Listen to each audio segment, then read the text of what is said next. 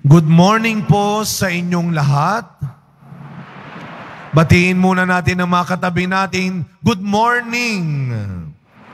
At mga kapatid, sabay-sabay nating papurihan, pasalamatan ang ating mahal na pong Jesus Nazareno. Isang malakas at mainit na palakpak para sa ating pong Jesus Nazareno. Nako, salamat po sa inyong pagsisimba pagpunta dito kahit na hindi pa rin ganun kagandahan ang panahon sa ating bansa. Ipinagdadasal natin ang mga kababayan nating lubog at pinahihirapan ng baha at ng masamang panahon. Mag-iingat pa rin po tayo. Pero ganun pa man, hindi lang basta Biyernes ngayon. Unang Biyernes ng Setyembre, 1 ng Setyembre. Palakpakan muli natin ang ating Panginoon. Salamat, Lord, sa isang bagong Biyernes, unang araw ng sinasabi nating Bear Months. September 1. Ang Bear Months nating mga Pilipino, hindi ko po alam kung may talab, kung may dating pa rin sa atin ito. Sa dami ng mga isipin natin, problema at iniintindi sa buhay, hindi ko alam kung may dating pa ito sa inyo. Sabihin nyo nga po sa katabi ninyo, magpapasko na. Sabi nung katabi mo, ano naman? O kaya, yun nga magpapasko na, ganito pa rin tayo. Magpapasko na. Mga kapatid, 4 na buwan na lang, malapit na ring matapos. Parang kasi simula pa lang, no? Malapit na pong matapos ang taong ito. Alam niyo po kahapon, sa ating iThursday feeding program ng Quiapo, dahil umuulan, nabawasan, 312 na lang. Hindi na bumababa sa 300 ang mga napapakain nating street dwellers at dahil yan sa inyong mga tulong at kabutihan. Kahapon, hinanda natin sa isang lab test ang 100 street dwellers na makakasama sa Huwebes sa ating first batch ng medical mission. At bahagi ng paghahanda sa kanila, sila ay meron munang lab test, kinuhaan ng dugo. Ay nako, iba-ibang eksena at itsura ang makikita ho ninyo sa kanila sa sobrang kaba nila. Talagang may napaiyak, may napadasal, may napapikit. Sabi ko sa kanila, ang pinakamagandang gawin ninyo, humingi na kayo ng tawad sa Diyos bago kayo kuhaan ng dugo. Kasi kabang-kaba talaga sila. Talagang makikita mo, napapadasal sila. Napapadasal.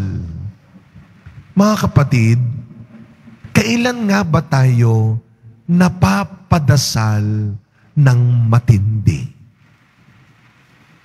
Kailan ka huling napaluhod, napaiyak, o napasigaw sa harap ng Diyos para makiusap sa Kanya?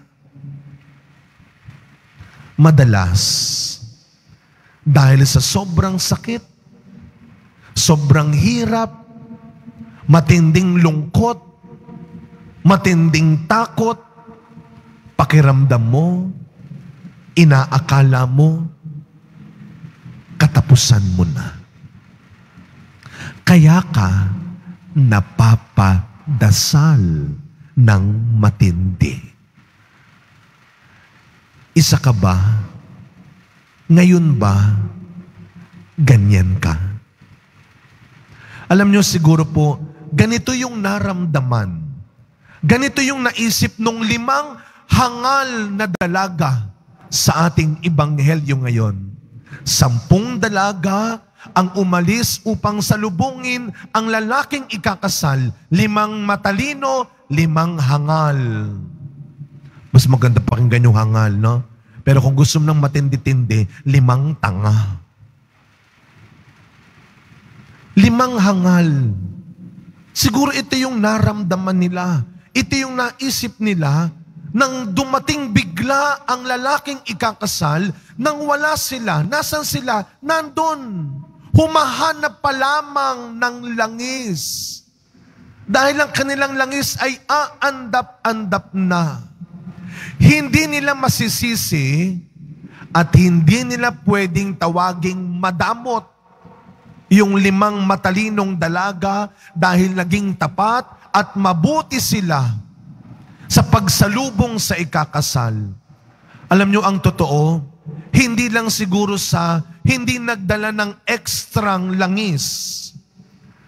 Pero siguro, ang kinahangalan nila ay yung dumating, yung ikakasal, nang wala sila.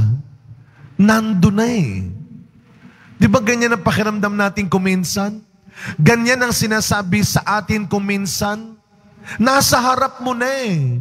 Tatanga-tanga ka lang. Nandyan na. Binigay na sa'yo.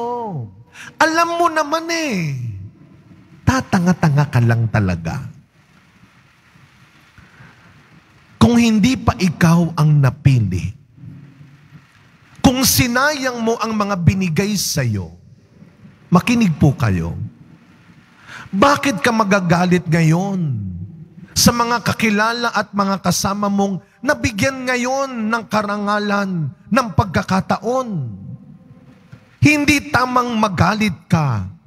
Hindi tamang manira tayo sa magandang buhay ng mga taong nagbubunga na ang katapatan nila, ang kabutihan nila. Mga kapatid, huwag utak talangka. Magpaka-Kristiyano ka. Kaya ano ang sabi ni Pablo sa unang pagbasa? Isang payo pa ang ibinibigay namin sa inyo sa pangalan ni Jesus. Pagbutihin mo ang buhay mo ngayon. Anong sabi ni Pablo? Pagbutihin mo ang buhay mo ngayon. Buhay mo. Hindi laging buhay ng ibang tao. Habang iniisip mong matulungan, habang iniisip mong maturuan ng iba, huwag mong pababayaan ang sarili mo. Walang masamang maawa. Walang masamang magmalasakit ka sa iba. Basta wag lang aabot sa puntong ikaw na ang kumakawawa at nagpapabaya sa sarili mo. Maraming taong ganyan ngayon. Hindi mo maibibigay ang bagay na wala ka. You cannot give what you do not have. Huwag nating pabayaan. Huwag nating pagdamutan ng oras, respeto, pasensya, pahinga, at pagmamahal ang sarili natin. Ang galing-galing mong magpasensya sa iba. Konting pagkakamali mo, wala kang pasensya sa sarili mo. Ang galing-galing mong magpayo sa iba. Kagaya ni Father. Pero pagdating sa sarili mo, tatanga-tanga ka. Tulad ng pagdating ng Panginoon, hindi rin natin alam kung hanggang kailan, hanggang saan aabot ang nag-iisa lang nating buhay sa mundo. Kaya sa pagpapatuloy na misa natin, mga kapatid,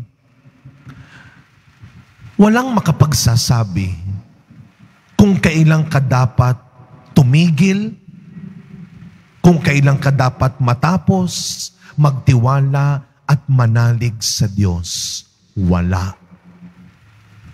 Hindi pagkagutom, hindi pagkakamali, hindi pagkatalo, at hindi paghihirap ang magsasabing dapat tumigil ka ng maniwala sa Diyos. Kaya araw-araw, habang pwede pa, habang kaya mo pa, mas dagdagan mo na lang ng mabubuting bagay ang mga iniisip mo, ang mga pinagsasabi mo, at ang mga ginagawa mo. Mga kapatid, sa malayo o malapit man ang Pasko, ayusin mo pa, pagbutihin mo pa ang nag-iisang buhay mo.